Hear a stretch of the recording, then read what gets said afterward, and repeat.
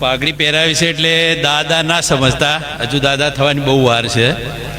કારણ કે કનુભાઈ કે હવે દાદા સ્વરૂપ, મેં કીધું દાદા થઈશું ને તો ઘણો બધો કામો એમ થશે કે ઉંમર થઈ ગઈ એટલે નથી કરવો, પણ હજુ તો ઘણો બધો સમાજના ઉપયોગી અને મિત્રોના ઉપયોગી થવાનું છે. એટલે દાદા હજુ વાર છે, એટલે ઉંમર સામે જોતા નહીં સર્વે મિત્રોને.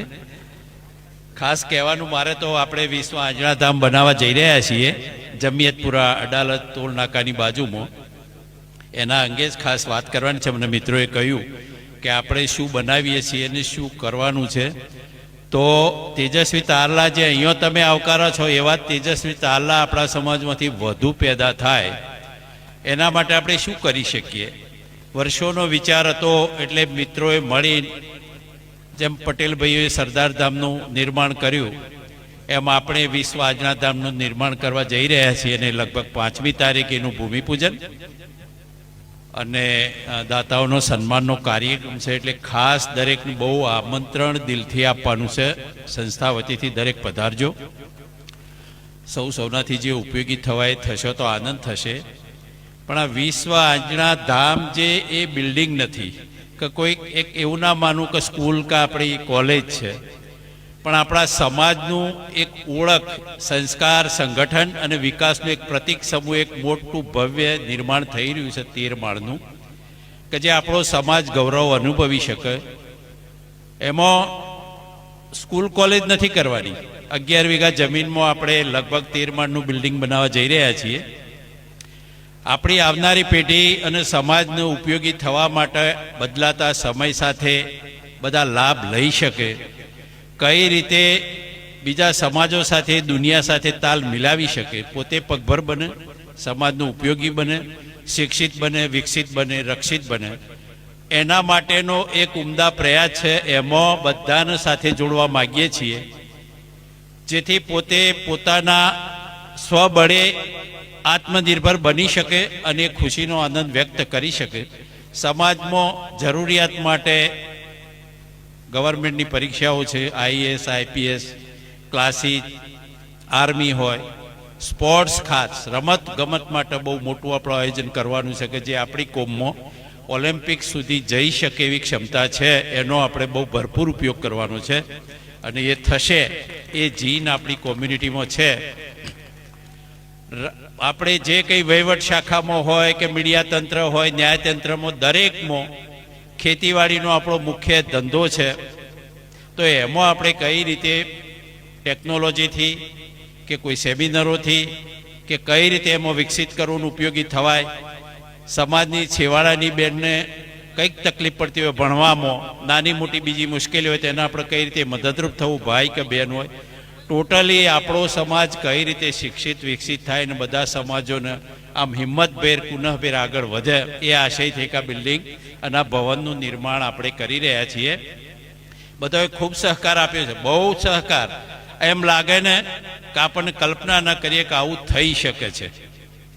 એમાં રમણભાઈ અમેરિકાથી આવ્યા છે, એમણે 11,51,00,000 આપ્યા છે.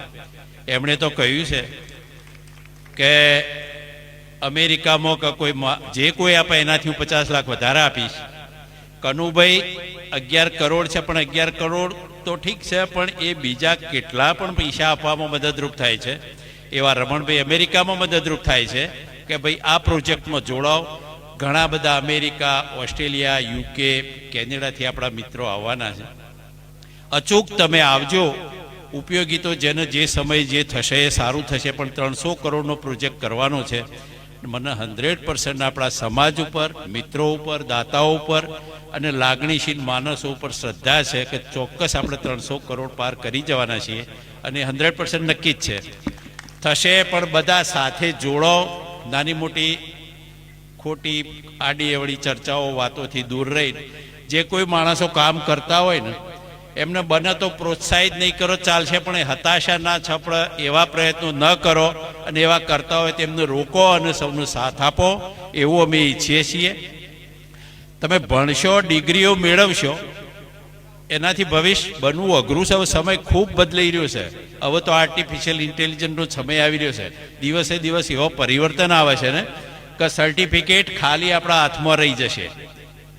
તમે એલન મસ્ક ઇન્ટરવ્યૂ લેતો હતો મેં જોયું એક ઇન્ટરવ્યુ એનું, રમણભાઈ એ પૂછતો તો કેન્ડિડેટ કે તને જીવનમાં કોઈ મુશ્કેલી પડી, એટલે એના ઉપરથી જાણવા માંગતો તો પેલો કે હા, તો એને સોલ્વ તે કઈ રીતે કરી. ધારો કે તને એનો મગજમાં એમ હતો કે હું કંપનીમાં લઉં તો આવી મુશ્કેલીઓ સોલ્વ કરવાની એનામાં કેપેસિટી છે. એટલે એ રીતે લોકો એના મગજમાં શું સંગ્રહ્યું છે ને એ શું મગજથી કામ કરે છે એ રીતે તમે દુનિયાના હાથે તાલ મિલાવશો. બાકી સર્ટિફિકેટથી નહીં જવાય. તો આપણે સ્કિલ ડેવલપમેન્ટ કરવા અને દુનિયા સાથે તાલ મિલાવવા આપણે બધા પ્રયત્નો કરવાના છીએ, બુદ્ધિજીવીઓનો ઉપયોગ કરવાના છીએ. આમાં બંધારણ એવું છે કે બને ત્યાં સુધી રાજકીય રંગ ન અપાય એટલા માટે મુખ્ય હોદ્દા ઉપર રાજકીય માણસો ન જોડાય એ રીતનું આયોજન છે.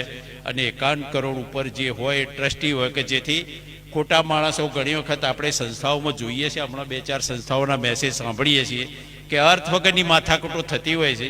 જે આપશે ને એના કોઈ લાભ લેવાનો નથી, એમના તો સમાજનું કઈ રીતે ભલું થાય એના માટે જ આપે છે.